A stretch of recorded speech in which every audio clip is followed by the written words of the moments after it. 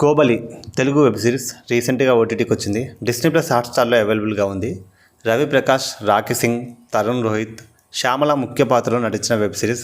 8 episodes ఉంటాయి. ప్రతిదీ కూడా ½ అన్ అవర్ అలా ఉంటుంది. ఇక ఈ వెబ్ సిరీస్ స్టోరీ విషయానికి వస్తే ఏపీ తెలంగాణ సరిహద్దుల్లోని రాయలసీమలోని ఒక ఫ్యాక్షన్ ప్రాంతంలో ఈ కథ సాగుతుంది. ఓ ఫ్యామిలీ, ఆ ఫ్యామిలీలో 3 సోదరులు, గోపి, శ్రీను, రాము. రమణ అనే వ్యక్తి సోదరుతో గోపి అక్రమ సంబంధం పెట్టుకుంటాడు.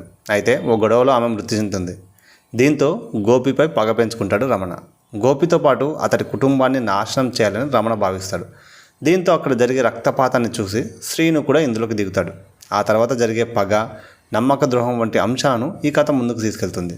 ఇక ఈ వెబ్ సిరీస్లో ప్లస్ పాయింట్స్ విషయానికి వస్తే నాకైతే పెద్దగా ప్లస్ పాయింట్స్ అయితే ఏం కనిపించలేదు.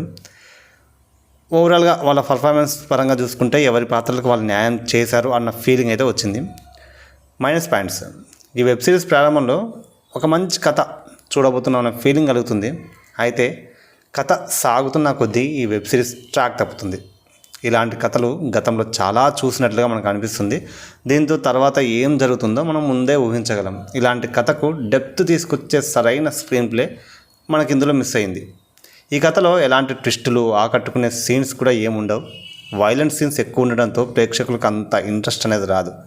ఇక ఇందులో చాలా బోల్డ్ డైలాగ్స్ ఉండడం ఫ్యామిలీ ఆడియన్స్కి పెద్దగా నచ్చవు. అది కాక 18+ వారి కోసం తీసినప్పటికీ ఇందులో వాడిన కొన్ని బోల్డ్ డైలాగ్స్ కొంతమేర హద్దు దాటినట్లే అనిపిస్తుంది. ఇందులో కనిపించే పాత్రలు చాలా ఉన్నా కొందరిని మాత్రమే ఆడియన్స్ గుర్తుపెట్టుకుంటారు. పాత్రలు బలంగా రాసుకోకపోవడం, ఎమోషనల్ డెప్త్ చూపించకపోవడం వంటి ఈ వెబ్ సిరీస్కి చాలా మైనస్ అని చెప్పాలి. వెబ్ సిరీస్లో మ్యూజిక్ ప్రేక్షకులను అనుకున్న స్థాయిలో ఆకట్టుకోలేకపోయింది. సినిమాటోగ్రఫీ వర్క్ కూడా యావరేజ్గా కనిపిస్తుంది. ఇక ఎడిటింగ్ వర్క్లో అయితే కొన్ని లోపాలు ఉన్నాయి. కొన్ని సీన్స్ ట్రిమ్ చేసి ఉంటే బాగుండు అనిపించింది. నిర్మాణ విలువలు పర్వాలేదు అనిపించినా రేవంత్ లేవక ఈ వెబ్ సిరీస్ను ఆసక్తికరంగా మలచడంలో అయితే తడబడ్డాడు. ఆయన రాసుకున్న డైలాగ్స్ తెలిపోయాయి. ముఖ్యంగా బోల్డ్ డైలాగ్స్ ఎక్కువగా ఉండడంతో ప్రేక్షకులు ఆ సీన్స్ అంతగా నచ్చవు. సో ఓవరాల్గా కోబలి వెబ్ సిరీస్ ప్రేక్షకులను అనుకున్న స్థాయిలో ఆకట్టుకోలేకపోయింది. బలమైన కథ లేకపోవడం, స్క్రీన్ ప్లే లేకపోవడం, అనవసరమైన బోల్డ్ డైలాగ్స్ కలిగిన ఈ వెబ్ సిరీస్కు డ్యామేజ్ చేశాయి.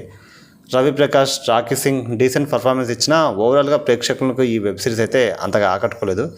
ఎంటర్టైన్మెంట్ కోరుకునే వాళ్ళు ఈ వీకెండ్ వేరే ఆప్షన్ చూసుకుంటే బెటర్ అని నా ఫీలింగ్.